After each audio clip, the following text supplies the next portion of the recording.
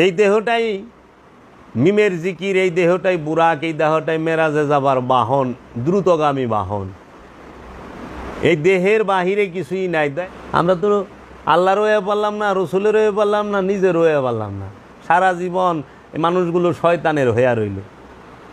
শয়তানের ইবাদত করা নিষেধ, আল্লাহর ইবাদত করা, রসুলের অনুসরণ করা আদেশ। এখন শয়তানি মানা করে, দৌড় রসুল মানিস না, আল্লাহর ইবাদত কর। আমিও আল্লাহর ইবাদত করি, তুই আল্লাহর ইবাদত কর, আয় মিলা জিলা ইবাদত করি। আদমের কাছে যাবি না, কি এর আদম কি? আদম কি বুঝে? রসুল কাছে যাবি না, রসুল কি বুঝে? এগুলা ভণ্ড, অমুক তমুক, এই কথাগুলা শয়তানের সবচাইতে চালাকির কথা, বুঝছেন? শয়তান ভিতরে বইয়া এগিনে খোঁচায়, মানে পাবলিক তো বুঝে না। আর শয়তান কিন্তু লেবাস ধরে আহে। আল্লাহ যেরকম মানব রূপে আছে, রসুল যেরকম মানব রূপে আছে, শয়তানও মানব রূপেই আছে।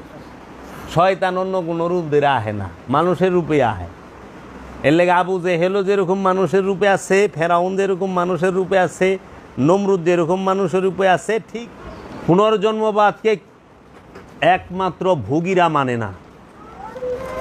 যারা মহাভোগী তারা পুনর্জন্মবাদকে মানে না। বাবা কোনো সময়ে দয়াল সুরেশ্বরীকে এই ডাকতো সব, খাইতে সুরেশ্বরী, দেখতে সুরেশ্বরী, বলতে সুরেশ্বরী, উঠতে সুরেশ্বরী, শুইতে সুরেশ্বরী, চলতে সুরেশ্বরী, দয়াল সুরেশ্বরী, দয়াল সুরেশ্বরী সব সময়।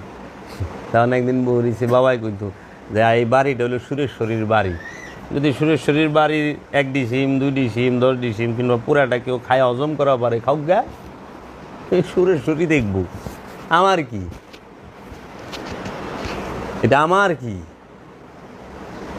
ওই যে বাতাবি মনি করছিল, পাঠা খায় আলাইছিল, তো পাঠার নাম ধরে ডাক দিছে, পাঠা শিং লয়ে পেটের ভিতরে থেকে বেরিয়েছে। বাতাবি মনি যখন চাউল আবিষ্কার নাই, তার জালালি দেখবার চাইছে তো, তাই। আর আলাদিন কালিয়ার সাবেরি, মানে খাজা বাবার প্রধান খলিফা কুতুবুদ্দিন বখতিয়ার কাকি বাবা। কুতুবুদ্দিন বখতিয়ার কাকি বাবার খলিফা হইল বাবা শেখ ফরিদ। ওই যে কোরআনের মধ্যে তার ছবি মোবারক, ইনি হচ্ছেন বাবা শেখ ফরিদ।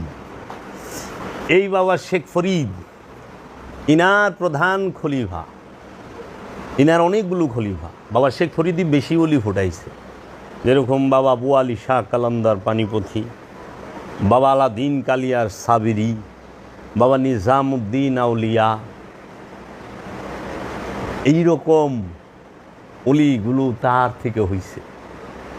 তো বাবা আলাদিন কালিয়ার সাবিরি, আমি বাবা জাহাঙ্গীরের জবান মুবারকে শুনছি, দয়ালে আমার হয়েছে, এটা অনেকেও শুনছে, যে সারা জগতে সবচেয়ে জালালি পীরের নাম হইল বাবা আলাদিন কালিয়ার সাবিরি। খুব জালালি ছিল সে, ধর্মিয়া ছিল। তার উনি শেখ ফরিদ বাবার আপন ভাগিনা, কালা কাপড় বাইন্দা রাখতো তার চোখে। এখনও ভারতের কালিয়ায় তার মাজার শরীফ। 40 কিলোমিটার এরিয়ার মধ্যে এখনও বসতি নাই, না করিয়া দিছে সব শহর। সেই বাবা শেখ ফরিদ পাঠাইল যে কালিয়া ওইখানকার যে জমিদার, সে খুব অত্যাচারী, তুমি যাও, আমার তরফ হইতে আমি তোমাকে ওইখানকার ইমাম নির্বাচিত করলাম, নেতা তুমি যা তাকে বলো তোমার এই জুলুম অত্যাচার বন্ধ করো। আমি বাবা শেখ ফরিদের থেকে আগমন করছি, বাবা শেখ ফরিদ আমাকে এইখানকার বানায়া পাঠাইছে, ইমাম তুমি আমার কথা শোনো, আমাকে মানো। তখন সে বলছিল যে আমি যে তোমারে মানুম, তুমি যে ওলি আর তুমি যে তারি, তার প্রমাণ কি?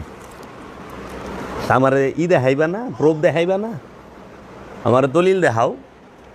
কি ওলি যে হ্যাঁ, তো কেরামত দেখাইব, কেরামত তার লাজিম।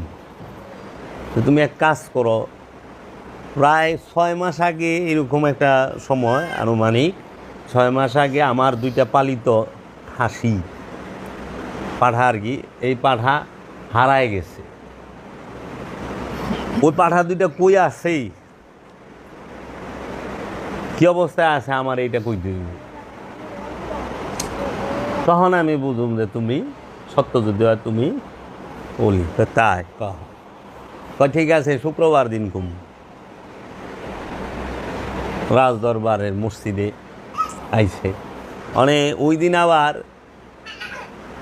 যে না হার হ্যাও আইছে উৎসুক জনতা, আজকে এইরকমই হইব, হই না আহি ল যাই দিহি, পীর আইসে বলে পেশা ভাই, হ্যাঁ বলে কেরামও দেখাইব কী করবো, ল যাই। তো উনি গেছে, সবাই আইছে সবার উপস্থিতিতে, কয় কও, কয় রাজা এই দুই খাস তোমার দুই পাঠা, এই দুইটারে জব কইরে খাইছে তোমার মন্ত্রী পরিষদের যত লোক আছে, এই যে উজির নাজির এই সমস্ত সিপাহী, এরা সবাই বড় বড় মন্ত্রী টন্ত্রী, এরা মিলে খেয়া লাগছে। রাজা ওই চিন্তা করে দেখে এই কথা যদি আমি স্বীকার করি, ই করে নেই, মাইনা নেই, তাহলে তো এটির নামে বিচার করানো লাগবো, যেহেতু রাজা, আর এটির নামে বিচার বাহাইলে তো রাজার তো এই হুমকির মুখে। খান রাজা কাকে দূর, তুমি মিথ্যা কথা কও, দেখুন কথা হইল ভুল কথা, কয় তাই, কয় হ্যাঁ, হয়তো তোমার ফাটা দুইটার নাম কও, কয় দুইটার নামও এই নাম রাখছি, নাম ধরে ডাক দেও। দুইটার নাম ধরে যখন ডাক দিছে, সব টিরপেটের থেকে আওয়াজ দিছে ম্যাক হইয়া। ওখানে যখন সব টিরপেটের থেকে ভিতরে থেকে আওয়াজ আইছে, এখন পড়ছেনি ফেঁচা দে কেরামত দেখাই দিছে, কয় তুমি জাদুগি, তুমি তো জাদু জানো ভালো, কী কামটা করছো, আমরা এটা মানি না। তাই তুমি বাইরেও বাইর করে দিল, তুমি বাইরে বৈশা রয়েছে, এরা নামাজে হারাইছে। আলাদিন কালিয়ার সাবিরি বাবা বলছিল, তারা সবাই আল্লাহরে সেজদা দিছে নামাজে, এ মসজিদ তুই দেস না কে সেজদা, তুইও সেজদা দে। পুরা মসজিদ ভাঙ্গা সব মরছে একসাথে। তখন বইলা দিছিল এখান থেকে সরে যাও, এখানে থাকতে পারবা না, আমি যেহেন আছি এই এলাকা আজকে না। কাজেই এই আল্লাহর ওলি যারা, তারা মানুষের হেদায়েতের লেগে আহে, মানুষের মুক্তির লেগে আহে, ওলি ওলি বানায়, ওলি ওলি মনোনীত করে, ওলি ওলি নির্বাচিত করে। আমরা যেরকম নিজেরা যদি একটা মসজিদ বানাই সমাজে, তাহলে আমরা নিজেরা কি করি, কমিটি কইরা সভাপতি, সেক্রেটারি, ক্যাশিয়ার এরকম পদ দিয়া নিজেরা মিলা এই মসজিদে একজন ইমাম নিয়োগ দিব। আমরা সার্কুলার দিই যে একজন ইমাম হইব। ও বিভিন্ন দেশের বিভিন্ন জেলা থেকে, থানা থেকে, বিভিন্ন জায়গা থেকে আলেম ওলামারা 50-60 জন, 100 জন, 200 জন উপস্থিত। তার মধ্যে আমরা ইন্টারভিউ নেই, হ্যাঁ, যে কে কি আসল বিষয়, কার কণ্ঠ সুন্দর, কারে পছন্দ, কার ব্যবহার সুন্দর, তারপরে যাই আমরা একজন ইমাম নিয়োগ দিই। তাহলে আমাদের গ্রামের মসজিদে ইমাম নিয়োগ কি আল্লাহ দিছে? আল্লাহর রসুলে দিছে? আল্লাহর ওলি দিছে? দিছে কে? মসজিদ কমিটি, সভাপতি, সেক্রেটারি, ক্যাশিয়াররা মিলা, গ্রামের মানুষ মিলা। এখন ইমাম নিয়োগ দিবার লইছে কে? যে নিজেই সূরা ফাতিহার অর্থ জানে না, এরকম লোক আছে। আর যে সূরা ফাতিহা জানে না, অর্থ জানে না, কিংবা কোরআন সম্পর্কে, কোরআন দর্শন সম্পর্কে যে জানে না, হ্যাঁ নিয়োগ দিতে আছে দাওরায় হাদিস ফারেকরি, হ্যাঁ নিয়োগ দিতে আছে একজন আলেম ওলামারে, তাই না? আর আল্লাহর ওলিরা কি করলো? সে নিজে মনোনীত করল, খেলাফত দিল, যে কারে তার নির্বাচিত রে, সে যারে নিজ হাতে তৈরি করে। আল্লাহ কারে খলিফা বানাইছে? আল্লাহ যারে নিজ হাতে বানাইছে হ্যারে খলিফা বানাইছে, তাই না? দেখি ভুল কোরআনে কইছে না যে আমি আদমকে নিজ হাতে তৈরি করছি? হে আজাজিল, কিসে তোমাকে বারণ করলো, তুমি আদমরে সেজদা দিলা না? আমি তো নিজ হাতে আদমরে বানাইছি। আদমকে সে আমার খলিফা। খলিফা শব্দের অর্থ কি? প্রতিনিধি। যে আল্লাহর প্রতিনিধিত্ব জগতের বুকে করবে তিনি আদম। তো প্রত্যেকটা দেশের প্রেসিডেন্টের একটা প্রতিনিধি থাকে, প্রধানমন্ত্রীর একটা প্রতিনিধি থাকে, তাই না? তাহলে প্রতিনিধির কথা, মূলের কথা একই। এর লেগে আমরা দেখি আল্লাহর বাণী আদমের ঠোঁট থেকে বাইরেছে, আল্লাহর বাণী নবী রসুলের ঠোঁট থেকে বাইরেছে। কেন? তারা প্রতিনিধি। তাহলে এখন যারা নাকি গুরু হচ্ছে, গুরু সাজতেছে, তারা কি মনোনীত নির্বাচিত গুরু অথরিটি দিছে সবাই রে? না। আমাদের দেশে 100 জন পীর মাশায়েখ যারা আছেন, 100 জনের মধ্যে যদি চুলসেরা বিশ্লেষণ করেন, দেখবেন যে 90 জনই খেলাফত প্রাপ্ত না। 90 জনই পীর হয়ে গেছে কেমনে? নয় স্বপ্নে দেখা, আর নইলে পরে রুহানিভাবে হাতে হাত দিয়া মোরাকাবা মুশাহেদা বছরের পর বছর কইরা আপন মুর্শিদ থেকে বরদান, খেলাফত, বাক্য সেটা প্রাপ্ত না হইয়াই ওলি হয়ে গেছে। মারফতি কিছু কথা মুখস্থ করছে, শুনছে, ওলি হয়ে গেছে। এর জন্য এই সুফিবাদটা আমাদের সমাজের মধ্যে একটুটুক কলঙ্কিত হয়েছে, সমালোচিত হয়েছে। কারণ যে গুরুর অনুসরণ করে নাই, এর মধ্যে তো গুরুর রং আসবে না।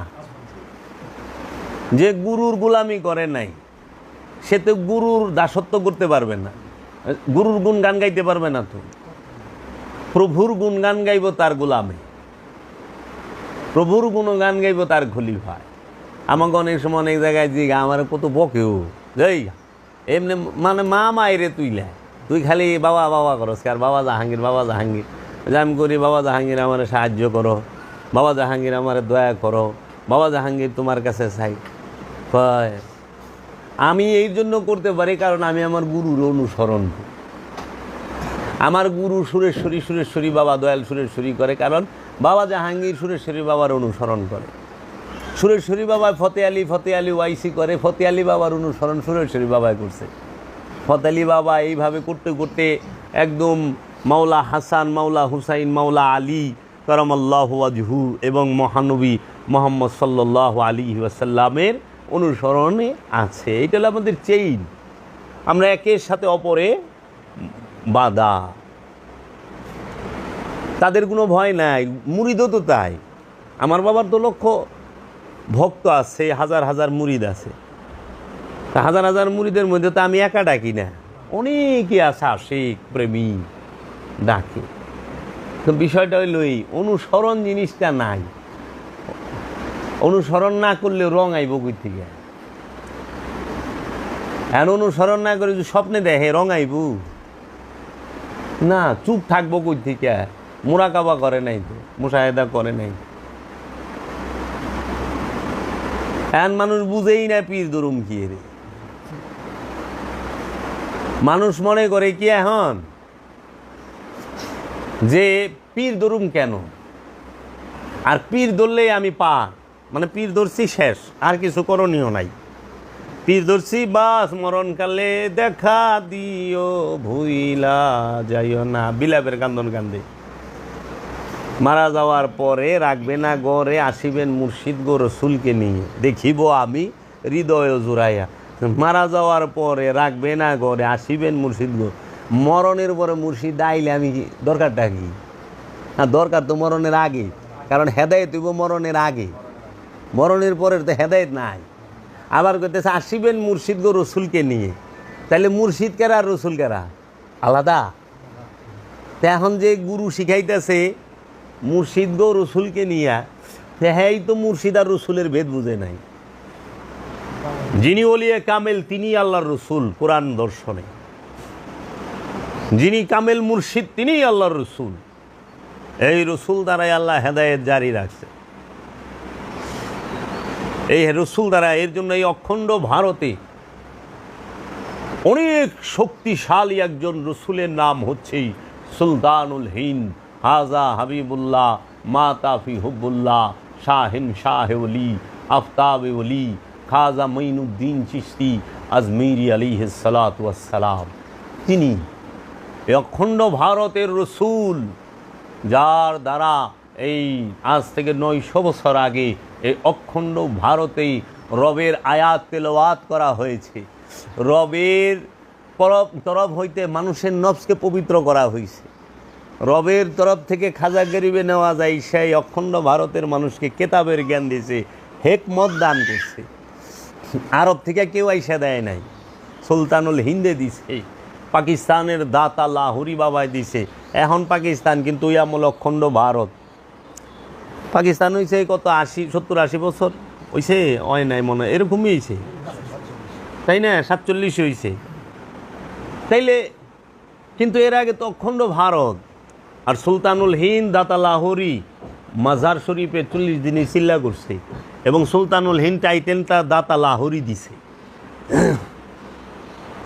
এই যে কান্নাকাটি, এরা রসুল আর মুর্শিদের ভেদ বুঝে না। এখন পীর ধরুম কে রে? পীর ধরার উদ্দেশ্য কি?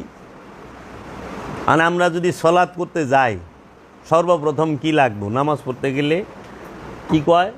শরীর পাক, কাপড় পাক, নামাজের জায়গা পাক, 17 টাকা, তাই না? তাহলে শরীর পাক, কাপড় পাক, নামাজের জায়গা পাক। এখন এই যে কাপড়টা, এটা পাক হইতে হবে। এখন এই কাপড় না পাক হইল কেমনি বাবা? এই কাপড় কি নাপাক হয় না ময়লা হয়? কোনটা হয়? নাপাক আর ময়লা কি এক বিষয়? কখনোই না। কারণ এই কাপড় তৌহিদে বাস করে, এইটা সিফাতের সিফাত দিয়ে তৈরি, সিফাত গুণাবলীরও গুণাবলী দিয়ে তৈরি কাপড়। এই কাপড়ের মধ্যে ময়লা লাগে, ধুলাবালি লাগে, গাম লাগে, পায়খানা প্রস্রাব লাগে, রক্ত পুইস এগুলো লাগে। এর জন্য এইটারে পানি দিয়া সাবান দিয়া ধুইলে এটা পরিষ্কার হয়, ময়লা কাপড় পরিষ্কার হয়। এখন নামাজের জায়গা পাক, যায় নামাজ কন কিংবা মাটি কন, এইটাও ময়লা হয় কিন্তু নাপাক হয় না। ময়লা জায়গা ময়লা যায় নামাজ, কিন্তু নাপাক জায়গা নাপাক যায় না, কারণ নাপাক মাটি হয় না, মাটি ময়লা হয়। নাপাক কি আর ময়লা কি, এটাকে বুঝতে হবে। নাপাক হয় কি? পোশাক নাপাক হয় না, পোশাক ময়লা হয়, অপরিষ্কার হয়। দেহ নাপাক হয় না, দেহ ময়লা হয়, অপরিষ্কার হয়। এই জায়গা জমি নাপাক হয় না, অপরিষ্কার হয়, ময়লা হয়। তাহলে নাপাক কি হয়? নাপাক হয় অন্তর। কেন নাপাক হয় অন্তর? অন্তরে থাকে শয়তানরূপী খান্নাস। খান্নাস যেখানে থাকে, মানে কামনা যেখানে থাকে, খান্নাসের বাংলা অর্থ হইল কামনা। খান্নাস রূপী শয়তান যেখানে থাকে ওই স্থান নাপাক হয়। এর জন্য আপনি দেখবেন পানি দিয়া সাবান দিয়া কাপড়টা পরিষ্কার করা যায় ধুইয়া, পানি সাবান দিয়া জায়নামাজটা ধুইয়া পরিষ্কার করতে পারবেন, পানি সাবান দিয়া ধুইয়া দেহটা পরিষ্কার করা পারবেন, পানি সাবান দিয়া ধুইয়া মাটিতেও পরিষ্কার করতে পারবেন। কিন্তু পানি আর সাবান দিয়া কোনোদিন কলব পরিষ্কার করতে পারবেন না, নফস পরিষ্কার করতে পারবেন না। কারণ কলব নিরাকার, নফস নিরাকার। নফসকে ধরা যায় না। ধরা যায় তাহলে তো মানুষ মরবারি দিত না, বাইন্দা রাখতো দেহের লগে। সারা জীবন জানি আল্লাহ নিরাকার, ওখানে দিই মানুষও নিরাকার। তাই আমার দয়াল মুর্শেদ বাবা জাহাঙ্গীর কইছে, দেহের মাপ তো 3.5 হাত, প্রাণের মাপ কয় হাত, নফসের মাপ কয় হাত।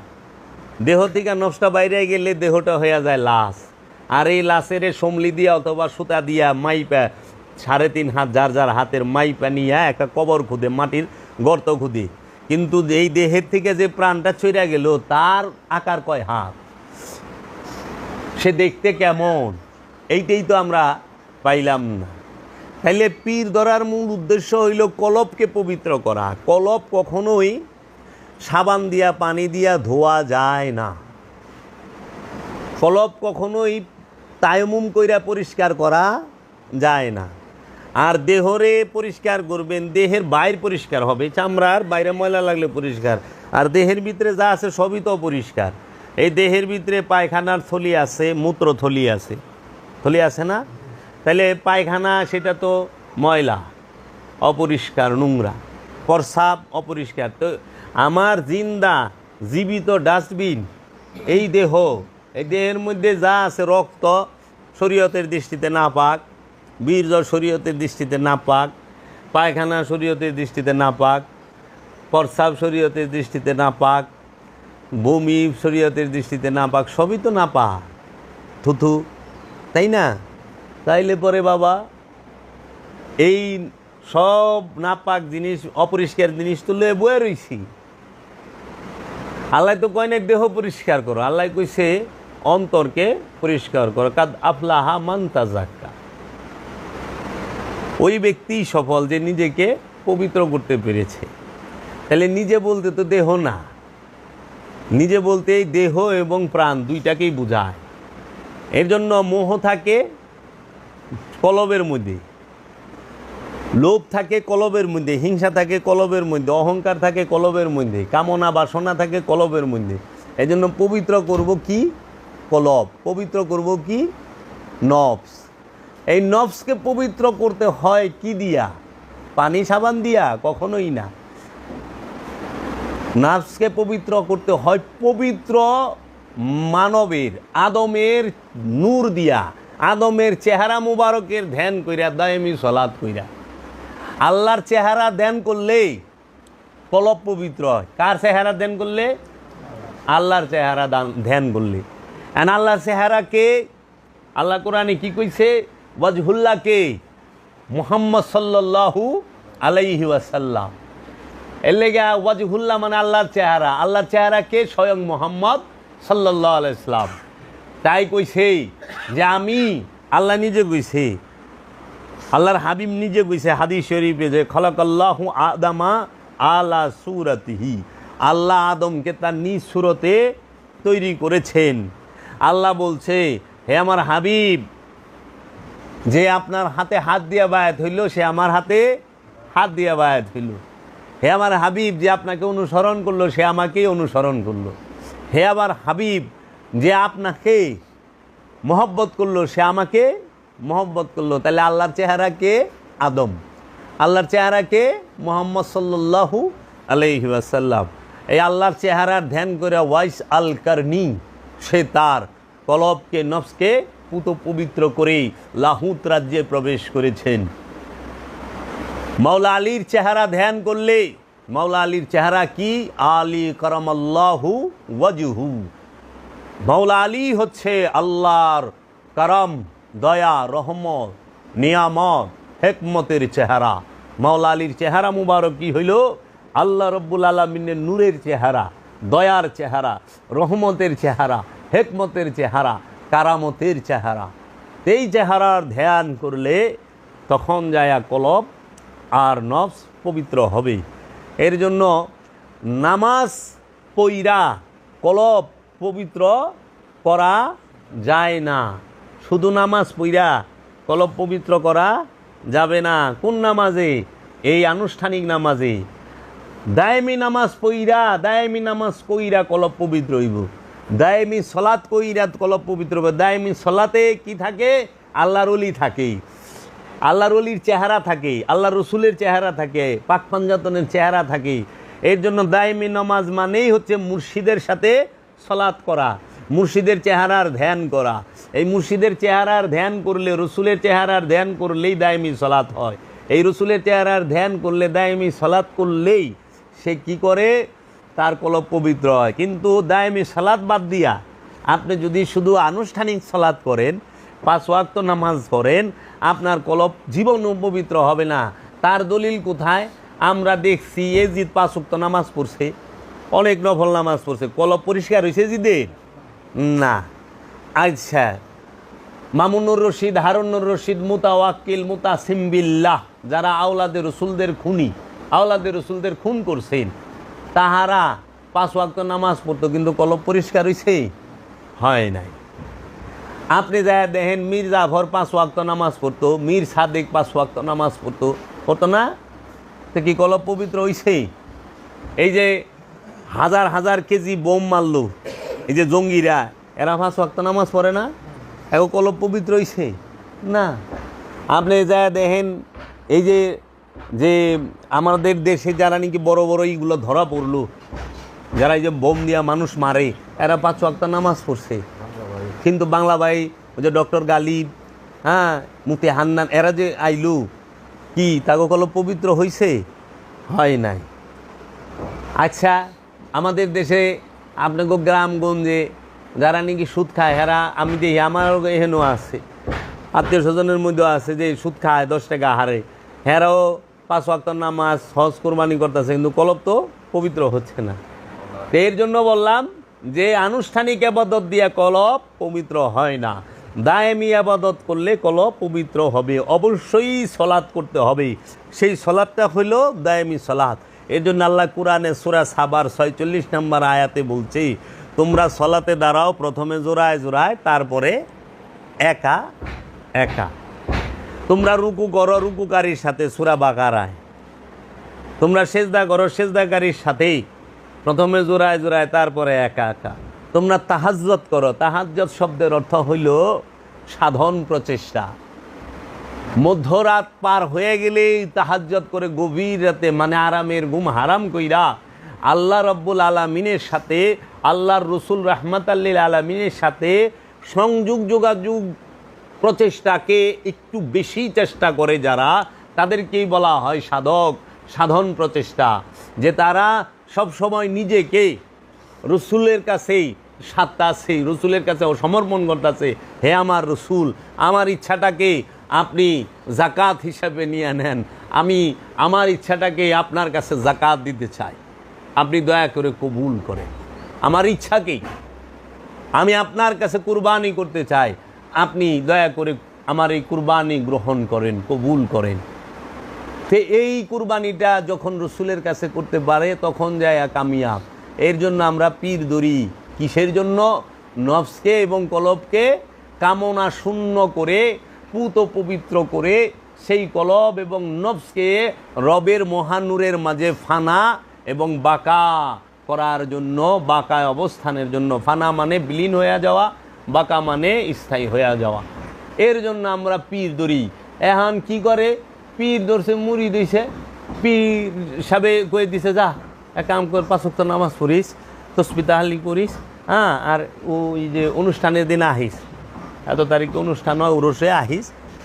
এই অহনে যাইবার লইছে, অনেক পীর ধরছি আমি কেরানীগঞ্জে চুনকুটে নামাজ পড়ি আমি আমার এলাকার ইমাম সাহেবের পিছে, যাই কবে লইছে কি হাজাল ইমাম। তাহলে তোমার পীর কে? প্রত্যেকের আপন মুর্শিদ তার ইমাম, আপন পীরই তার ইমাম। যে গুরু ধরছে সে আর কোনোদিন কইতে পারে না বিহাজাল ইমাম, এই ইমামের বিষয় অন্যজনে। তাহলে মুরিদগিরি থাকে না তো, ভাঙ্গা যায় তো।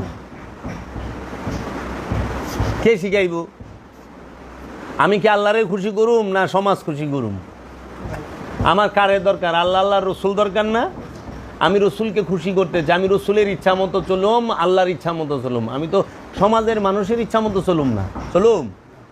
এই জন্য কোরআন বলছে, তুমি যদি অধিকাংশ মানুষকে ফলো করো, তোমরা, আমাদেরকে বলছে, রসুলকে না, তোমরা যদি সমাজের অধিকাংশ মানুষকে ফলো করো, তারা তোমাকে গুমরাহির পথে নিয়ে যাবে। অধিকাংশ মানুষকে ফলো করা যাবে না, যে এখানে বেশি মানুষ তাকেও ফলো করি না, ওলিয়ে কামেলকে অনুসরণ করতে হবে। ওই আয়াত রসুলের লেগা না, আমাগোর লেগা, আমানুর লেগা, মানুষের লেগা, নাসের লেগা, ইনসানের লেগা। ওই আয়াত রসুলের লেগা না। রসুল আবার কারে অনুসরণ করব? নবী কারে অনুসরণ করব? কারণ নবী নিজেই কেন্দ্রবিন্দুতে অবস্থান করে, নবী হয়ে আগমন করে, রসুল হয়ে আগমন করে, তো তিনি আবার কার অনুসরণ করব? তিনি অনুসরণের কেন্দ্রবিন্দুতে অবস্থান করেন, তাকে কেন্দ্র করে অনুসরণ। এর জন্য তুমি সমাজের অধিকাংশ মানুষ, যে পাড়া মহল্লার মানুষগুলো, আরে এই কিরি ব্যাপার, আমাকে কয় না, দেখি না, আস না, ব্যাপার কি, এই তুই তো ভালো লোক না, এই না সেই না, তাহলে কি কই আহি না কি রে? কারণ আল্লাহ কইছে যে সলাৎ করে হ্যাঁ পাপই করা পারে না, হ্যাঁ আল্লাহ পাপ থেকে বিরত রাখে, এটা আল্লাহ প্রতিশ্রুতি, ইন্না সলাতা তানহা আনিল ফাহশাই ওয়াল মুনকার। তো চাচা মিয়া, আপনি সুদ খাইতে খাইতে আর ঘুষ খাইতে খাইতে আপনার আগে দাড়ি আছিল না, ওখানে দাড়ি রাখছেন, সাদা হয়ে গেছে গা, সাদা দাড়ি জর্দার রং মাইরা লাল করছেন, তারপরও আপনি ঘুষ ছাড়তেছেন না, আবার 5 ওয়াক্ত নামাজও পড়তেছেন, সুদ সারা বাড়তেছেন না, 5 ওয়াক্ত নামাজও পড়তেছেন, হক মাইরা গেছে, বইনের ওয়ারিশ সম্পত্তি দেয় নাই, ভাইয়ের ওয়ারিশ সম্পত্তি দেয় নাই, বাইনার ওয়ারিশ দেয় নাই, বাইস্তার ওয়ারিশ দেয় নাই, দেয় না। আত্মীয় স্বজনের সীমানা 4টা থাকে তো, উত্তর দক্ষিণ পূর্ব পশ্চিম, 4 জনের লোকে গুতাগুতি আইল লইয়া, আপনি হেই লুক, এখন আপনি গেছেন, এর লেগে আমি যাই না চাচা। কে রে? আমি শুধরাইতে দেখলাম না তো, কিন্তু কোরআন তো কইছিন না সলাত তানহা আনিল ফাহশাই ওয়াল মুনকার, নিঃসন্দেহে সলাৎ পাপ কাজ হইতে বিরত রাখবে। তুমি যা দেখোগা ওলিয়া কামেলের একজন সাধক মুরিদ যে আসলেই মুসল্লি, তাকে যা দেখো সেই কাহারও সম্পদ মাইরা খাওয়া তো দূরের কথা, নিজের সম্পদ মাইনছে লয়ে গেছে ওইটারই হিসাব রাখে নাই। সে সুদ ঘুষ খাইব তো দূরের কথা, সে নিজের সম্পদ বিলাইতে বিলাইতে নিঃস্ব হইয়া যা, সে মানুষের সেবায় নিয়োজিত। যা দেখো আছে, মানুষকে অনেকভাবে সেবা করা যায় বাবা। সবচেয়ে উত্তম সেবা হলো খাবার দিয়া, জ্ঞান দিয়েও সেবা হয়, বিদ্যা দিয়া সেবা করা যায়, চিকিৎসা দিয়া সেবা করা যায়। এই সেবাগুলো হলো সব ধর্মের মধ্যে শ্রেষ্ঠ, এবং এইটাই সবচেয়ে পুণ্যের কাম কইছি। এই করোনার মধ্যে যারা নাকি জীবন বাজি রাইখা মানুষের সেবা করছে, তাগো থেকে উন্নত ধার্মিক কেউ আছে? তাদের থেকে ভালো আমলদার কেউ আছে? ঘরের ভিতরে জিকির করা সহজ, কিন্তু করোনার মধ্যে একজন করোনা রুগীর চিকিৎসা দেওয়া এটা বড় কঠিন। নিজের জীবন বাজি রেখা তো করে নাই সারা বিশ্বে, তুমি কি এই অবদান ভালাই দিতে পারবা? জ্ঞান দিয়া করে, বিদ্যা দিয়া করে, তথ্য দিয়া করে, এর জন্য সেবার মন মানসিকতা থাকতে হবে। সে কাজেই পীর দড়ি গিয়ে এটাই বোঝে না, পীর দড়ি কলবরে পবিত্র করো, কলব কিটা বোঝে না, কলব বান্ধবদের নিচে, এটা হলো রূপর। এই তুই থাকা ভালো, আস্তে আস্তে সাধন ভোজনের একটা পর্যায়ে গেলে আপন গুরু কয়ে দিব কলব কি পবিত্র হইছে না হয় নাই। এর লেগা পবিত্র কার ধ্যান করলে পবিত্র হইবেন? আল্লাহর চেহারা। শয়তানের চেহারার ধ্যান করলে পবিত্র হইবেন? যার মধ্যে কামনা আছে সে কি আল্লাহর চেহারা না শয়তানের চেহারা? আর যার মধ্যে রহমত আছে সে আল্লাহর চেহারা। এর জন্য কামনা বাসনা যুক্ত লোকের কাছে কেউ যদি মুরিদ হয়, সে তার ধ্যান করলে হ্যাঁ কামনা বাসনা যুক্তই থাকবে, কারণ ধ্যান করছেন যার স্বভাব তো তারই হইব। ওখানে মাছ পানির মধ্যে সারাক্ষণ থাকে, পানি ছাড়া মাছ বাঁচতে পারে না, পারে? পানির থেকে উঠাইলে সে ছটপট করে মরে যায়। মাছের জীবন পানি, তো মাছ পানিতে থাকতে থাকতে পানি আর মাছের মিলনে এমন একটা গন্ধ তৈরি হয় মাছের শরীর থেকে, পানির গন্ধ। তখন কি ওই মাছটা যে ধরে টাচ করে তার শরীরটা শুদ্ধ গন্ধ ছিটে যায়, ওই মাছটা যে বাজারে থাকে ওই এলাকা শুদ্ধ গন্ধ ছিটে যায়। মুর্শিদের মহব্বতটা থাকতে ওই পানি আর মাছের মতো এমনভাবে মিলা থাকবো, এমনভাবে দৌড়াইব বাবা যে গ্রাম গন্ধ ছুটে দেবো গা, মুর্শিদের গ্রাম ছুটে দেবো ওইটার মধ্যে, যে আমার মুর্শিদের গ্রাম আমার মধ্যে আছে। পানি আর মাছের মতো, যার সাথে আপনি হাত দিবেন, এখন মাছ ধরে কেউ লোক হাত মিলাইছেন, হেরা তো গন্ধ হয়ে গেছে, হ্যাঁ আবার যায় যার লোক হাত মিলাইব, হেরা তো গন্ধ হয়ে গেছে না।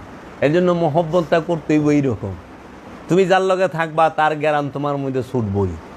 এলে সুরের লগে থাকলে সুরের গ্যারান নাই বসল দেয়, নেতার লগে থাকলে নেতার গ্যারান নাই বসল দেয়া, কারবারের লগে থাকলে কারবারের গ্যারান নাই বসল দিয়া। হ্যাঁ, অলিল থাকা মানে বইয়া থাকলে না, অনুসরণ করলে। নেতা যেভাবে হাঁটে ওইভাবে হাঁটবা, নেতা যেভাবে বক্তব্য দেয় ওইভাবে দিবা, নেতা যেভাবে নেতাগিরি করে ওইভাবে করবা, মানে অনুসরণ করলাই। যে যারে অনুসরণ করবো, সুরের অনুসরণ করলে সুর হইবা, ডাকাইতের অনুসরণ করলে ডাকাইত হইবা, মৌলবীর অনুসরণ করলে মৌলবী হইবা, ওহাবির অনুসরণ করলে ওহাবি হইবা, সালাফির অনুসরণ করলে সালাফি হইবা, সুন্নির অনুসরণ করলে সুন্নি হইবা, অলির অনুসরণ করলে অলি হইবা। আর তুমি কি সুন্নি হইবা না অলি হইবা? তুমি কি সুন্নি হইতে চাও না অলি হইতে চাও? তুমি কি সালাফি হইতে চাও না অলি হইতে চাও? মানে সালাফিরা কেউই অলি হইবার চায় না, সালাফি হইবার চায়। সুন্নিরা অলি হইবার চায় না, সুন্নি হইবার চায়। আমার তো সুন্নি উদ্দেশ্য না, আমার উদ্দেশ্য এবং লক্ষ্য হইল কামালিয়াত অর্জন করা। কামেল, কামেল বাংলা শব্দ হইল পরিপূর্ণ। কুল্লু জাহেজ মানে সমস্ত কিছু সঠিক হইছে, কুল্লু কামেল সমস্ত কিছু পরিপূর্ণ, কোনো অপূর্ণতা যার মধ্যে নাই সে হইল কামেল। কোনো প্রকার অপূর্ণতা নাই। অনেকের আছে অনেক রিপু নাই কিন্তু একটু লোভ আছে, তাহলে কামেল না। মানে একটু আছে, অন্য সব ভালো। অনেকের আছে অনেক কিছু, সব নাই কিন্তু একটু অহংকার আছে, মানে পরিপূর্ণ। তাহলে আমরা এই বিষয়গুলো পীর কি এর ধরুম, এটা হলো মূল আমাকে দরকার, এইটা এই আলোচনা। আচ্ছা, আমরা যারা পীর ধরছি, পীর ধৈরা কী করুম, এটাও আমাকে জানার বিষয়। পীর ধরছি, আমাকে কর্ম শেষ না, কর্ম আরও বাইরে গেছে। অনেক গুরুর অনুসরণ করতে হইব, গুরুর বাড়িতে যাইতে হইব, গুরুর সহবতে থাকতে হইব, গুরুর খেজমত করতে হইব। সেটা আর্থিক হোক, মানসিক হোক, শারীরিক হোক, কর্মের দ্বারা হোক, জ্ঞানের দ্বারা হোক, বুদ্ধির দ্বারা হোক, যেভাবেই হোক গুরু সেবা, গুরুর বাড়ির যে মুসাফির আইব তাকে সেবায় থাকতে হবে। এর মধ্যে আমার 3টা জিনিস মূল থাকবো: আদব, ভক্তি, মোহব্বত। এই বিষয়টা আদব আর ভক্তি থেকে মোহব্বতের জন্ম হয়ে যাব। মানে আদব নাই, ভক্তি নাই, তাহলে মোহব্বত আসবে না। আর মোহব্বতের অপর নাম ইমান, আমলের অপর নাম ইমান না। আমলের অপর নাম যদি ইমান হইতো, তাহলে আজাজিল সবচেয়ে বড় ইমানদার থাকতো, তাই না? মোহব্বতের অপর নাম ইমান। যার রসুলের প্রতি যে যত বেশি মোহব্বত, তার ইমান তত বেশি গভীর। আর যে মোহব্বত করে রসুলরে এবং রবকে এবং অলিদেরকে, তারা কোনোদিনও জাহান্নামে যাইব না। আর যারা মোহব্বত করে না অলিদেরকে, রসুলকে, রবকে, কিন্তু প্রচুর আমল করে, গ্যারান্টি সহ জাহান্নামে যাইব। আমল দিয়া জান্নাতও পাইবেন না, আমল দিয়া মুক্তিও পাইবেন না। মোহব্বত দিয়া জান্নাতও পাইবেন, মুক্তিও পাইবেন। এর জন্য মোহব্বতের সাথে আমল করতে হবে। নামাজে খারাইছি, নামাজ কোনো ডিউটি না, সলাৎ কোনো ডিউটি নয়। হ্যাঁ, সলাৎ হচ্ছে মোহব্বত। সলাৎ কি? মোহব্বত। সলাতের অপর নামই হলো মোহব্বত। সলাতের অপর নামই মোহব্বত। এর জন্য সলাৎ অর্থ সংযোগ, যোগাযোগ, প্রচেষ্টা। সলাৎ শব্দের অর্থ কুমর ডোলায়া নাচা। সলাৎ শব্দের অর্থ একটি বেদকে 2 মাথা একত্রিত করা। সলাৎ শব্দের অর্থ লাফায়া জিকির করা। এইরকম অনেক অর্থ আছে সলাতের। তো কাজেই সলাতের অপর নামে মোহব্বত। মোহব্বত যেহেনে নাই, উঠা বসায় আর এই নত হওয়ায় কোনো ফায়দা আসবে না, কোনো ফায়দা আসবে না। চেহারা 2 প্রকার, একটা নফসের চেহারা, একটা দেহের চেহারা। সলাতের চিহ্ন ফুইটা ওঠে নফসের চেহারায়, নফসের মধ্যে, এই দেহের মধ্যে না, দেহের চেহারায় না। অনেক দেহের চেহারায় কপাল কালা করে ঘুরলে কাম হইব না, ওটা ফাঙ্গাস, তাই না ভাই? আপনারা একটা আলোচনা করছিলেন। আমার এই ভাই হাফেজ, মাওলানা এবং ঢাকা ইউনিভার্সিটি থেকে মাস্টার্স করা কমপ্লিট, ভালো তার এই আছে যে কোরআন হাদিস এবং আপনার সম্পর্কে, সুফিবাদ সম্পর্কে খুব ভালো তার চর্চা আছে এবং এই পথেও চলাফেরা আছে। তো তাহলে তারা পড়াশোনা করছে, আমরা মাদ্রাসায় পড়ছি, আমরা কি দেখি নাই যে কোন জিনিসটার মধ্যে মুতমাইন হওয়া যায়? আমাদের মূল উদ্দেশ্য নফসকে মুতমাইন করা। দেহ চুপ করে বয়ে থাকে, মন চুপ করে বয়ে রয়েছে, মন দৌড় পারে না। তো সলাতের মূল উদ্দেশ্য মনকে স্থির করা। মন যে তুই স্থির না হইব, তুই সলাত হবে না। লা সলাতা ইল্লা হুজরি বিকাল, হুজরি কলব, হুজুরি কলব দিয়া সলাত করতে হইব। মানে হুজুরি কলব কোনটা রে বাপ? হুজুরি কলব কোনটা? এই হুজুরি কাল থাকতে হবে। মানে হুজুরি কলব তো নাই আমাগো, উপস্থিত আমার মন, মস্তিষ্ক, আমার দেহ, প্রাণ সব সময় গুরুর সামনে উপস্থিত থাকতে হবে। একাগ্রতা ছাড়া কোনো দিন, একাগ্রতা ছাড়া সলাৎ হয় না। আর এই হুজুরি কলবটা কইরেই দিব আপন মুর্শিদে। দয়াল পীরের দয়াল কয় কি রে? কি দয়াল গো? ব্যান চালায় খায়, পীর ধরছে।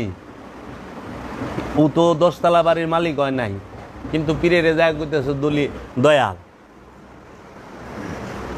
কি কারণ? কারণ একটাই, দয়াল দয়া করে হইল নফসটা শান্ত হয়। ব্যান চালায় খাক, 10 তলা বাড়ি না থাক, কিন্তু ওর নফস শান্ত হয়ে গেছে, ওর কলব পবিত্র হয়ে গেছে। যে কলবকে পবিত্র করে দেয় তারে কয় দয়াল, যে নফসকে শান্ত করে দেয় তারে কয় দয়াল। যে কলবকে পবিত্র করার ক্ষমতা রাখে তাকে বলে ইমাম। যে নফসকে পবিত্র করার ক্ষমতা রাখে এবং কইরা দেয় সে হইল ইমাম। যে সহি শুদ্ধ তেলাওয়াত জানে সে ইমাম, এটা হলো মেজাজি। আসল ইমাম হইল সে যে নফসকে পবিত্র করার ক্ষমতা রাখে এবং করে, যে কলবকে পবিত্র করার ক্ষমতা রাখে এবং করে, সে হইল ইমাম। এই ইমাম মানতেই হবে, ইমাম ছাড়া উপায় নাই বাপ। এই ইমামের নেতা লাগবে, ইমাম লাগবে। তো বাবা, আপনাকে অনেক প্রশ্ন থাকে, কথা থাকে। আমরা তো কিছু করতে পারলাম না। আমরা বাবা জাহাঙ্গীরে পাইছি, কিন্তু আমরা বাবা জাহাঙ্গীরের মোহব্বত করা পারিনি। হ্যাঁ, অহনে বাবা আমাকে চোখের আড়াল হয়েছে, চর্ম চোখের। আমার চোখের সামনে বাবা জাহাঙ্গীর আছে, থাকি, কিন্তু আমি গেলে যেই আমার বাবা আমার একটা ডাক দিত, আমরা মুরিদ ভাই যেই যাক, আমার বাবা যে একটা ডাক দিত, আইস বাবা, আইস। কোন সময় আইস বাবা? এই যে ওখানে আইস। পিঠের মধ্যে একটা বুলালি দিত। হ্যাঁ, ওই জিনিসটা খুব অভাব ফিল করি বা। এই জন্য সবসময় দয়ালের জন্য চোখে জল থাকে আমার। দয়াল, আমরা তোমারে বুঝতে পারলাম না, আর যখন বিন্দুমাত্র হোশ আইছে তখন তুমি আমাদের থেকেই পর্দা নিছ। আশিকের হৃদয়ে মাসুক জিন্দা। আমি আছি, আল্লাহ আছে। আমি নাই, আমার কাছে আল্লাহ নাই। তোমারও কাছে আছে, সবার কাছে আছে। আমি নাই, আমি এখন মরে গেলেই আমি তার আল্লাহকে ডাকতে পারুম না। পারুম? তোমরা পারবা, তোমরা আমার সামনে আল্লাহ আল্লাহ ডাকবা, আমি পারুম না। এর জন্য আমি আছি, আমার আল্লাহ আছে। আমি নাই, আমার কাছে আল্লাহও নাই। এই জন্য মুর্শিদ থাকতে মুর্শিদকে বুঝতে হয়। এই জীবনটা অনেক দুর্লভ জীবন। আমরা মুর্শিদ হারাই। আমার মুর্শিদ আমারে যে দয়া করছে, যে মোহব্বত আদর ভালোবাসা দিছে, আমি এই আদর ভালোবাসা কোথাও যায় আর পাবো কি না এটার গ্যারান্টি নাই। পাবো না। তাহলে মুর্শিদ দয়াময়। প্রেমের বাজারে ইউসুফ তার রূপ বিক্রি করতে গেছিল, আর ইউসুফের রূপ কেনার মতো খরিদ্দার কেউ ছিল না জুলাইখা ছাড়া। ইউসুফের রূপের মূল্য একমাত্র জানে জুলেখা। জুলাইখা ছাড়া ইউসুফের রূপের মূল্য আর কেউ জানে না। মজনুর প্রেমের ঢেউ, সেইটা অনুভব একমাত্র লাইলি করতে পারে। লাইলি ছাড়া মজনুর প্রেমের ঢেউ কেউ অনুভব করতে পারে না। অন্ধের রাজ্যে আয়না বিক্রি করা এটা বোকার কাজ। প্রেমিক থাকলে প্রেমের কথা কোন যায়, ভাবুক থাকলে ভাবের কথা কোন যায়। চাতক থাকলেই তো কাজে বাবা গো কার কাছে কইবেন হৃদয়ের ভাব, মুর্শিদের ভাব। ওখানে পাথরের কাছে যায় যদি আপনি পাথর চাটেন, পাথর কোনো দিন আপনার পিপাসা মিটাই পারবো? পিপাসা লাগছে, চাটবার লইছেন যা পাথর। এখন তো পাথর দিল হয়ে গেছে গা, পিপাসিত মানুষ, ভক্ত পিপাসিত, কিন্তু যায় পাথরের গুরু মনে কইরা চাটবার লইছে যে মনে হয় পিপাসা মিটবে। পিপাসা তো মিটে না।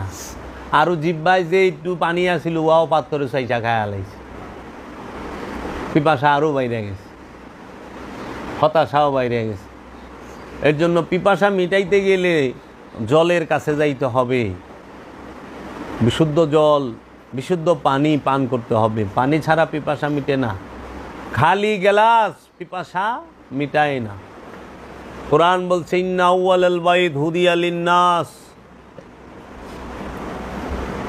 নিশ্চয়ই এই ঘর হচ্ছে সবচেয়ে পুরাতন আদি ঘর, মানব জাতির জন্য হেদায়েত। হুদিয়া লিন্নাস, নাস ইনসান কয় নাই, হুদিয়া লিন্নাস মানব জাতির হেদায়েত। মিনাল বাক্কা, এই বাক্কা হইল সবচেয়ে পুরানা ঘর, আল্লাহর তৈরি, মানব জাতির জন্য এই ঘর হেদায়েত। ওখানে আমরা ওইটারে বলি যে আল্লাহর ঘর কাবা, মক্কা। মক্কা শরীফ থেকে তো যে মক্কার খাদেম হ্যাঁ তো হেদায়েত পায় নাই। খাদেমুল হারামাইন বাদশারা, প্রতিটা বাদশাই তো খাদেমুল হারামাইন, এরা দিয়ে লক্ষ লক্ষ মানুষ হত্যা করছে নির্বিচারে। মামুনুর রশিদ খাদেমুল হারামাইন ছিল না? হারুনুর রশিদরা ছিল না? হাজ্জাজ বিন ইউসুফ কাবা মক্কা বানায় নাই, ভাঙ্গা বানাইছে তো। হেদায়েত হইছে, খালি গ্লাস পিপাসা মিটায় না। ওই মেজাজি ঘরের মধ্যে যখন হাকিকি কাবা প্রবেশ না করবে জীবনও হেদায়েত হইব না। হাকিকি কাবা হইল মুহাম্মদ সাল্লাল্লাহু আলাইহি ওয়াসাল্লাম, যখন মেজাজি কাবা উপস্থিত হয়েছে যায়া তখন মানুষ হেদায়েত পাইছে। খালি গ্লাস পানি পিপাসা মিটায় না, পিপাসা মিটাইতে গেলে গ্লাস ভরা থাকতে হইব। তো বাবা, এর জন্য খালি ইবাদতে কখনোই মুক্তি দিতে পারবে না, যেই পর্যন্ত ওই ইবাদতের সাথে আদম না থাকবে। আদমের অনুসারী হইয়া ইবাদত করতে হবে, আদমকে অনুসরণ কইরা ইবাদত করতে হবে। আদম যেভাবে কয় ওইভাবে ইবাদত করতে হবে। নিজের ইচ্ছা মতো ইবাদত করলে মুক্তি পাওয়া যাবে না, আদম যেভাবে বলে সেইভাবে করলে মুক্তি পাওয়া যাবে। এর জন্য পীরের ধ্যান ছাড়া কিছু নাই, দায়মি সলাৎ ছাড়া কিছু পাইবা না। দায়মি সলাৎকে প্রতিষ্ঠিত করতে হবে আপন দেহ এবং মনে। তাই মারিফতের মূল কেন্দ্র ভূমি হচ্ছে আপন দেহ মন। এই দেহ মনের গবেষণা করো, এই দেহ মনের মধ্যেই রবকে খুঁজা পাইবা, এই দেহ মনের মধ্যেই রসুলকে খুঁজা পাইবা, এই দেহ মনের মধ্যেই তার দাসত্ব প্রতিষ্ঠিত হবে। দেহ মনের বাহিরে কিছুই নাই। এজন্য আল্লামা ইকবাল বলছেন ইয়ে জিক্রে মিম ইয়ে বেসরুর এ বুরআক এ বেশবি, তেরি খুদি কে নিগেবা नहीं तो कुछ भी नहीं, दयार इश्क में अपना मकाम पैदा कर, ते दिल ও নিগাহ মুসলমান नहीं तो कुछ भी नहीं। দিল আর নিগাহ, দিল মানে অন্তর কলব মন, নিগাহ মানে নজর দৃষ্টি। তোমার দৃষ্টি এবং তোমার অন্তর যেই পর্যন্ত মুসলমান না হবে এই পর্যন্ত কিছুই পাইবা না। দিল ও নিগাহ মুসলমান নেই তো কুছ ভি নেই। এই দুইটা মুসলমান না হলে, আত্মসমর্পণ না করলে কিচ্ছু পাইবা না। এই দেহটাই মিমের জিকির, এই দেহটাই বুরাক, এই দেহটাই মেরাজে যাবার বাহন, দ্রুতগামী বাহন। এই দেহের বাহিরে কিছুই নাই। দয়ার ইশক মে, দয়ার মানে পীর মুর্শিদ, ইশক মানে মোহব্বত। পীরের মোহব্বতে আপনার মকাম, নিজের রাজ্য তৈরি করো। আপনি মন মে ডুবকার পাজা সুরাগে জিন্দগি, তুমি তোমার মনের মধ্যে ডুব দিয়া, তুমি তোমার মনের মধ্যে ডুব দিয়া জিন্দগির ছিদ্রটা, সুরঙ্গ পথটা পেয়ে যাও। তু মেরা বানতা না বান আপনা তো বান, কইতাছে তুই আমার হস চাই না হস, কোনো অসুবিধা নেই, কিন্তু নিজের হ। আমরা তো আল্লাহর হয়ে পারলাম না, রসুলের হয়ে পারলাম না, নিজের হয়ে পারলাম না। সারা জীবন এই মানুষগুলো শয়তানের হইয়া রইল। শয়তানের ইবাদত করা নিষেধ, আল্লাহর ইবাদত করা, রসুলের অনুসরণ করা আদেশ।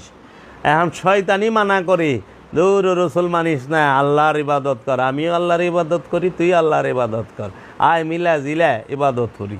আদমের কাছে যাবি না, কি এর আদম, কি আদম কি বুঝে? রসুল কাছে যাবি না, রসুল কি বুঝে?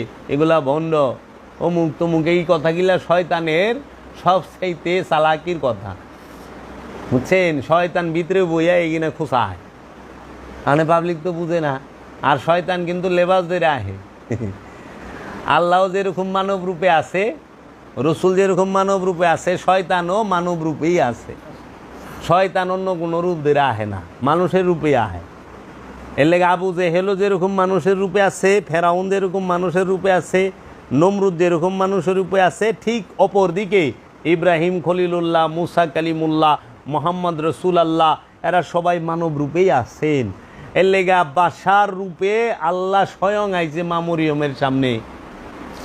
রুহুল কুদ্দুস, রুহুল আমিন, রুহুল্লাহ, তিনটা শব্দ, রুহুল কুদ্দুস, রুহুল আমিন, রুহুল্লাহ। রুহুল কুদ্দুস রূপে ঈসা নবীর কাছে সরাসরি আইছে আল্লাহ বাসার রূপ দইরা। রুহুল আমিন রূপে আল্লাহ রব্বুল আলামিন মহানবীর কাছে আইছে সরাসরি বাসার রূপ দইরা। আর রসুল রূপ দইরা রুহুল আমিন, রুহুল কুদ্দুস এবং রূহ, সে সরাসরি আইছে মা মরিয়মের কাছে মেহরাবে।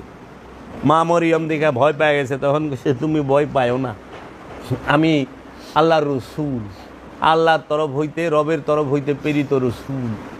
এর জন্য রূহ, সেও বাসার রূপ ধারণ করে, আল্লাহ নিজে বাসার রূপ ধারণ করে। কোরআন স্পষ্ট পায়।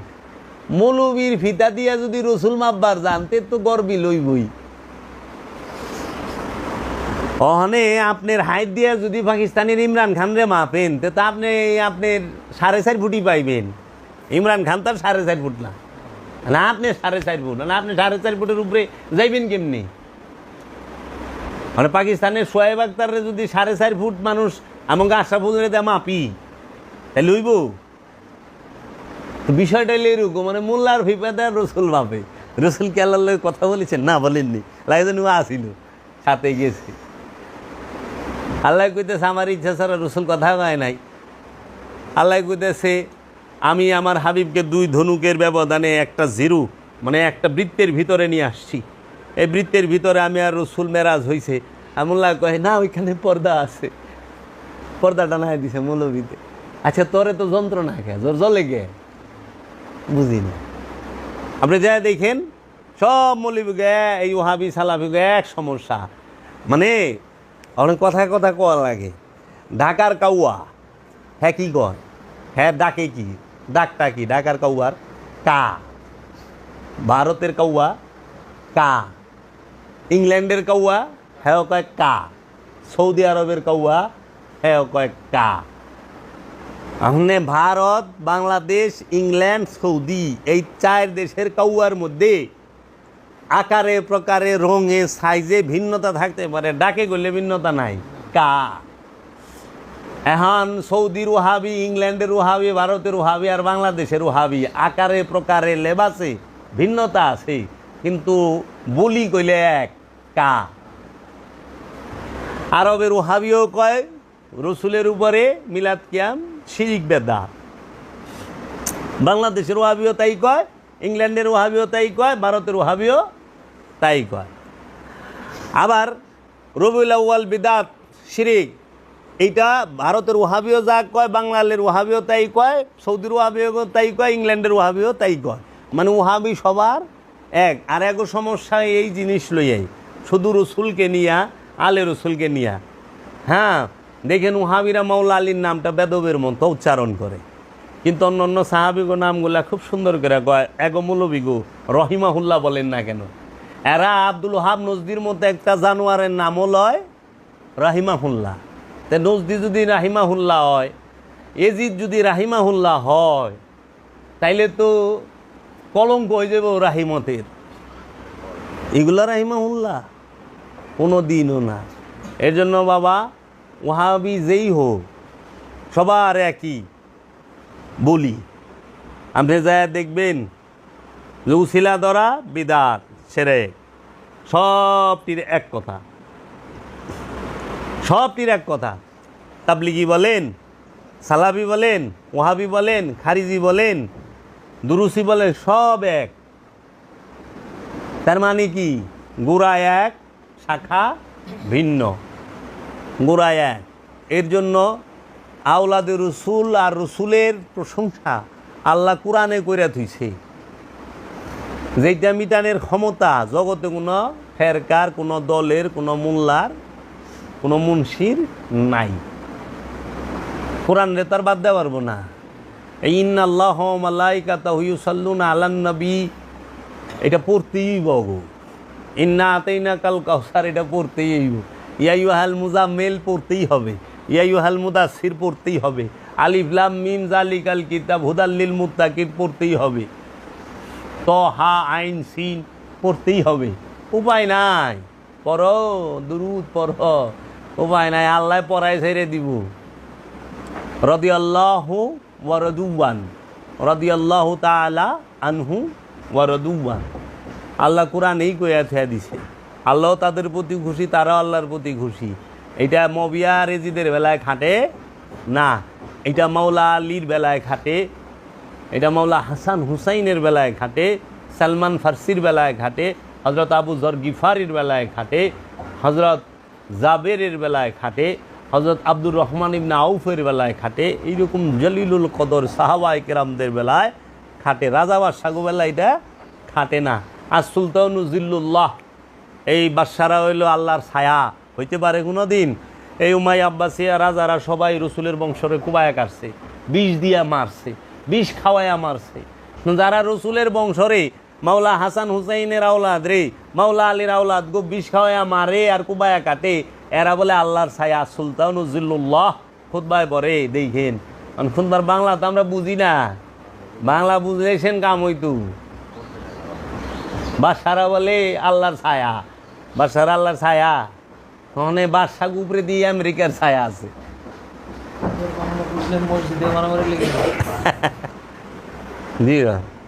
এই কাজেই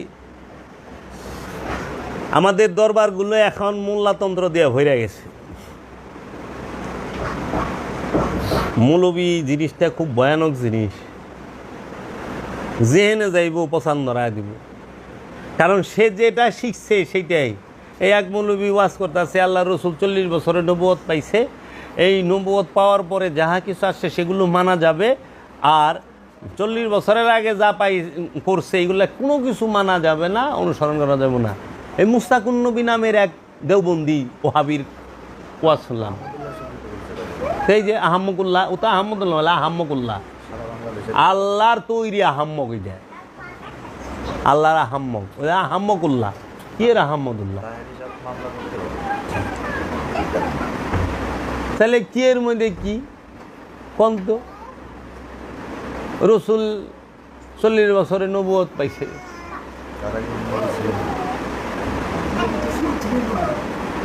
তো রসুল যদি 40 বছর আগে নবুয়ত পায়, তাহলে হে আলাম তারা, আপনি কি দেখেন নাই? কাইফা ফা আলা রব্বুকা বি আসহাবিল ফিল, আপনি কি দেখেন নাই হে আমার রসুল, হে আমার হাবিব, যে আমি হস্তি বাহিনীর সাথে কিরূপ ব্যবহার করেছি? তো হস্তি বাহিনী লয়ে আইছে আল্লাহর হাবিবেরও আগমনের 50 দিন আগে। ইয়ো জন্মের আগে যদি হস্তি বাহিনীর কাণ্ড কারখানা দেখে, আলাম তারা দিয়া কতটি আয়াত আছে, একটু পড়েন না। আলাম তারা মানে কি? আল্লাহ কসম কাটলো, আল্লাহ কসম কার লগে কাটতেছে, কারে শুনাইতেছে কসম কাইটা? মোল্লা রে, আমানু রে, মুমিন রে, আল্লাহ রসুলে শুনাইতেছে। ওয়ালা উকসিমু বিনাফসিল লাওয়ামা,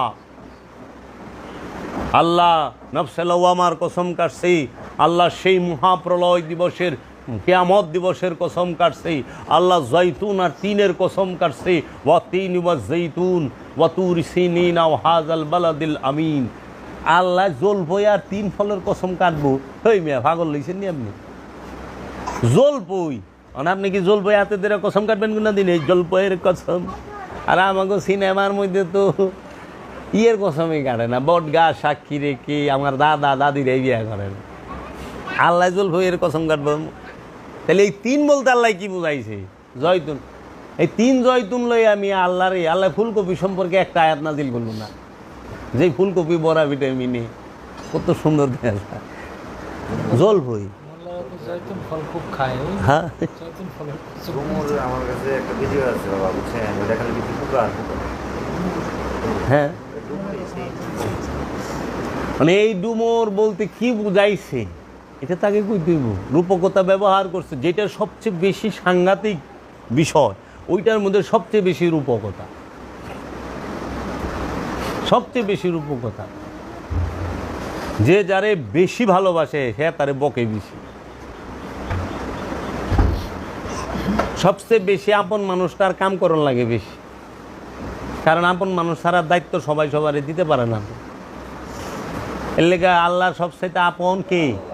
আল্লাহর হাবিব। এর লেগে আল্লাহর হাবিবের ত্যাগ বেশি করণ লাগছে, কষ্ট বেশি করণ লাগছে, নির্যাতন বেশি সহন লাগছে, কারণ সবচেয়ে বেশি নিকটে। কারণ আল্লাহর বান্দারেও তরানের লেগে রসুলের বংশরে কোরবানি করণ লাগবে, হয় না। কারণ আল্লাহ রসুলের বান্দা কান্ডারি বানায় দিছে, মানে তুমি কেমনে পার করবা তোমার বিষয়। এর লেগে দেওয়া নেওয়া সব জায়গায় আস। কি কারণে শাহাদাত করব, কি দরকার আছে? কাজেই মানুষে বিভ্রান্তি করে রাখছে মানুষই। কই যাইবেন, আমরা তো অনেক দিশাহারা। আপনি গো একটা জিনিস, সূরা বাকারার আয়াত নাম্বার 28 আল্লাহ জিগাইছে কাইফা, কেমন করিয়া, কি রূপে, তাকফুরুনা, কুফরি করা, অস্বীকার করা, মিথ্যা আরোপ করা, বিল্লাহি, আল্লাহর সহিত বা সঙ্গে আল্লাহকে, কেমন করিয়া কুফরি করো আল্লাহর সাথে। আল্লাহর সাথে কে কুফরি করে? তাহলে আমরা প্রশ্ন করতে পারি, এটা আল্লাহ জিগাইতেছে, প্রশ্ন করছে কেমন করিয়া কুফরি করো আল্লাহর সাথে। ওয়া এবং কুনতুম, তোমরা ছিলে আমওয়াতান, মৃত, এবং তোমরা ছিলে মৃত। যারা আল্লাহর সাথে কুফরি করে তারা ছিল মৃত। হ্যাঁ, তারপরে আল্লাহ কইতেছে ফা আহিয়াকুম, সুতরাং তোমাদের জীবিত করিয়াছেন। সুম্মা ইউমিতুকুম, তোমাদেরকে মৃত্যুদান করিবেন। সুম্মা ইউহয়িকুম, তোমাদেরকে জীবিত করিবেন, তারপর তোমাদেরকে জীবিত করিবেন। সুম্মা ইলাইহি তুরজাউন, তারপর তাহার দিকে প্রত্যাবর্তন তথা ফিরাইয়া আসা। এখন এই যে 28 নম্বর আয়াতটা, এই 28 নম্বর আয়াতটা জন্মান্তরবাদদের কি ইঙ্গিত করে নাই? কয়বার জীবিত আর কয়বার মৃত একটু দেখান তো। 2বার মৃত, 2বার জীবিত উচ্চারণ করছে। প্রথমে ছিল মৃত, তোমরা ছিলে মৃত, সুতরাং তোমাদেরকে জীবিত করিয়াছেন। তারপর তোমাদেরকে মৃত্যুদান করিবেন, তারপর তোমাদেরকে জীবিত করিবেন, তারপর তাহার দিকে প্রত্যাবর্তন করিবেন। তার মানে প্রথমে যে মৃত্যুর কথা বলছে, তার মানে আমি অবশ্যই জীবিত ছিলাম, তার মানে মৃত্যুর কথা প্রথম আসলো কি হবে? তোমরা ছিলে মৃত, হ্যাঁ, প্রথমেই মৃত ছিল, সেখান থেকে জীবিত করছে, আবার মৃত্যুবরণ করবে, আবার তার দিকে আবার ফিরে। তাহলে আমার প্রশ্নটা আসে হইল, মৃত বলতে কি বোঝায়? প্রথমে ছিলাম মৃত, তো প্রথমে আমরা কি মৃত্যু আসিলাম, কেমনে মরা আসিলাম, কোন রূপে আসিলাম মরা? বাবা আমার জানা মতে আমরা তখনই মরম যখন জন্মগ্রহণ করি। আমি প্রথমেই ছিলাম মৃত, তার মানে আমার পূর্বে জন্ম ছিল, তাহলে আমি মরলাম কীভাবে? মরণ শব্দটা তো জীবিত যে তার ক্ষেত্রেই আসে। ভাই বলুক। আমি অবশ্যই জন্ম ছিলাম, এই কারণে আমি হয়তো মৃত হয়েছি। আমি তো আপনাদের থেকে হুননের লেগা, না না, আমি কনের লেগা না, কনের লেগে তো আমি ঠাসঠুস কইতাম। বলেন, বলার হইলে আমি বলতাম না, আমি জানার লেগে যে আমি জিনিসটা জানতে পারি নাই। আপনাদের কোরআনের অ্যাপস আছে মোবাইলে? হ্যাঁ, আপনারা এক কাজ করেন, সূরা মুলকে 2 নম্বর আয়াত বাইর করেন। আল্লাযী খালাকাল মাউতা ওয়াল হায়াতা লিয়াবলুয়াকুম আইয়ুকুম আহসানু আমালা। অর্থ আল্লাযী খলাকাল মাউতা, যিনি মৃত্যুর সৃষ্টি করেছেন, জি ওয়াল হায়াতা, এবং জীবন দান করেছেন, জি জীবন সৃষ্টি করেছে। জীবন সৃষ্টি করেছেন। লিয়াবলুয়াকুম আইয়ুকুম আহসানু আমালা। ওই লিয়াবলুয়াকুম অর্থ কি? পরীক্ষা করার জন্য। পরীক্ষা করার জন্য। আইয়ুকুম, আল্লাহ জন্ম এবং মৃত্যু এই দুইটাকে সৃষ্টি করছে তোমাকে পরীক্ষা করার জন্য। ওইখানেও আগে মৃত্যুর শব্দটা আছে, পরে জীবনের কথা। খলাকাল মাউতা ওয়াল হায়াতা, মৃত্যু এবং জীবন। আচ্ছা, আহ সূরা এই পুনর্জন্ম লইয়া একটু কথা মাগো, যেরকম আমি সূরা কিয়ামত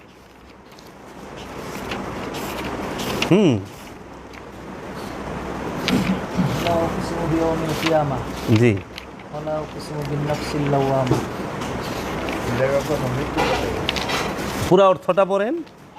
তিনি সৃষ্টি করিয়াছেন মৃত্যু ও জীবন তোমাদের পরীক্ষা করিবার জন্য। এই তোমাদের মধ্যে কর্ম উত্তম, তিনি পরাক্রমশালী। আল্লাহ জীবন মরণ কেন সৃষ্টি করছে? আল্লাহ স্পষ্টভাবে কইছে পরীক্ষা করার জন্য। তাইলে আবার এহেন আল্লাহ সূরা বাকারায় কয়ে দিছে কেমন করিয়া কুফরি করো আল্লাহর সাথে, যে তোমাদেরকে মৃত্যু থেকে জীবিত করেছেন, আবার মৃত্যু দিবেন, আবার জীবিত করবেন, আবার মরণ দিবেন। তাইলে জীবন এবং মরণ এটা কেন? পরীক্ষা। জীবন মৃত্যুটা কি? পরীক্ষা। তে মরে গেলে তো কান্দোকে, পরীক্ষা দেখলেই কান্দ। জীবন। আচ্ছা, সূরা কিয়ামত। লা উকসিমু বে ইয়াউমিল কিয়ামতি। লা মানে না, নো, নট, নয়, নহে, নাই, নেই। উকসিমু আমি কসম করিতেছি, আমি শপথ করিতেছি, আমি দিব্য করিতেছি, আমি প্রতিজ্ঞা করিতেছি, আমি অঙ্গীকার করিতেছি, আমি প্রতিশ্রুতি দিতেছি। বে ইয়াউমিল দিনের সহিত, দিনের সঙ্গে, দিনের দ্বারা, দিনের মাধ্যমে, দিনের দিন কর্তৃক। With the day, by the day, in the day, at the day, on the day, for the day. কিয়ামতি কিয়ামত, মহাপ্রলয়, পুনরুত্থান, resurrection, to rise from the death, to ascend. কিয়ামত শব্দের অর্থ কি? কিয়ামতের বাংলা অর্থ কি? মহাপ্রলয় এবং পুনর্জন্ম। মহাপ্রলয়ও বলা হয়, পুনরুত্থানও বলা হয়। রিজারেকশন বলে ইংরেজিতে to rise from the dead, to rise from the dead, to ascend ইংরেজিতে বলে। তাইলে মুসলমানের কি হইব? কিয়ামত হইব। মহাপ্রলয় হবে না। পুনরুত্থান হবে না। পুনর্জন্ম হবে না। মুসলমানের কি হইব? কিয়ামত। হিন্দুর আবার কিয়ামত হইব না, হিন্দুর হইব পুনর্জন্ম, জন্মান্তর বাদ হইব। কি একটা মুসিবত না! যার যার ভাষা লয়ে হ্যাঁ একারে জিনিস তো একই রে বাপ। লাউই কদু, কদুই লাউ, তাই না? খেজুর ই তামুর, তামুরি খেজুর তো সৌদিয়ানরাও চিনে না। হাজা খেজুর না, হাজা তামার, তামার গেলে চিনবো যে হ্যাঁ এটা খেজুর। খেজুরের বাংলা কি আমিও জানি না। খেজুরই তো বাংলা না। না, উর্দুতে খাজুর কয়। आसमान से गिरे खजूर पे लटके। ইংরেজিতে মনে হয় পাম। হ্যাঁ, বাদ। তাহলে কোন? আমরা তো অর্ধেক জিনিস, যেরকম জল, ময়া, পানি, ওয়াটার, তান্নি, মিজু। তাহলে এই যে বিষয়গুলো, কিয়ামত মানলেন, আল্লাহ কিয়ামত দিবসের কসম খাইছে, আল্লাহ নফসেল্লাহ ওয়ামার কসম খাইছে, দুইটাই। তাহলে কিয়ামতটা কার হবে? কিয়ামতটা হবে নফসের। আর আল্লাহ কিয়ামতেরও কসম খাইছে, আবার নফসেল্লাহ ওয়ামারও কসম খাইছে। বড় রহস্যের বিষয়, অসাংঘাতিক রহস্য। কি অসাধারণ বিষয় খোদা! আল্লাহর কি আর খায়ালে কাম নাই? সারা সৃষ্টি জগতে বিশ্ব ব্রহ্মাণ্ডে হাজার হাজার প্রকারের প্রাণীর মধ্যে একমাত্র জিন ইনসানের নফসের একটা যে স্তর, জিন ইনসানের নফসের মধ্যে নফসে আম্মারা আছে, নফসে লাওয়ামা আছে, নফসে মুতমাইন্না আছে, নফসে মুলহেমা আছে। কিন্তু নফসে মুতমাইন্নার কসমও খায় নাই, নফসে আম্মারার কসমও খায় নাই, কসমটা খাইছে নফসে লাওয়ামা। কিন্তু সবচেয়ে মজার বিষয় হলো নফসে লাওয়ামা অন্য কোনো নফসের মধ্যেই নাই, দুয়ে দুয়ে চাই। সারা সৃষ্টি জগতে কোনো প্রাণীর মধ্যে নফসে লাওয়ামা নাই, শুধু মানুষ আর জিন ছাড়া। সংগ্রামরত নফসকে নফসে লাওয়ামা বলে, জিহাদরত নফসকে নফসে লাওয়ামা বলে। সেই জিহাদ, সেই সংগ্রাম কার বিরুদ্ধে? রাষ্ট্রের বিরুদ্ধে, দলের বিরুদ্ধে না, সেটা হলো কামনার বিরুদ্ধে, খান্নাসরূপী শয়তানের বিরুদ্ধে। যে নফস সবসময় জিহাদে রত থাকে সেই হইল নফসে লাওয়ামা। আলাকন এই কিয়ামত, এটি হলো আমাকে মূল বিষয় মিয়া। এই আউল ফাউল পেশাল পাইরা যে কে কোন যুদ্ধে কয়জনের মারছে, এটা হলো রূপক, আনুষ্ঠানিকতা, এটা হলো মূল। পুনর্জন্মবাদকে একমাত্র ভোগীরা মানে না, যারা মহাভোগী তারা পুনর্জন্মবাদকে মানে না। কারণ পুনর্জন্মবাদকে মানলে জোর জুলুম করা কষ্ট হয়ে যাবো, গা ধরবো।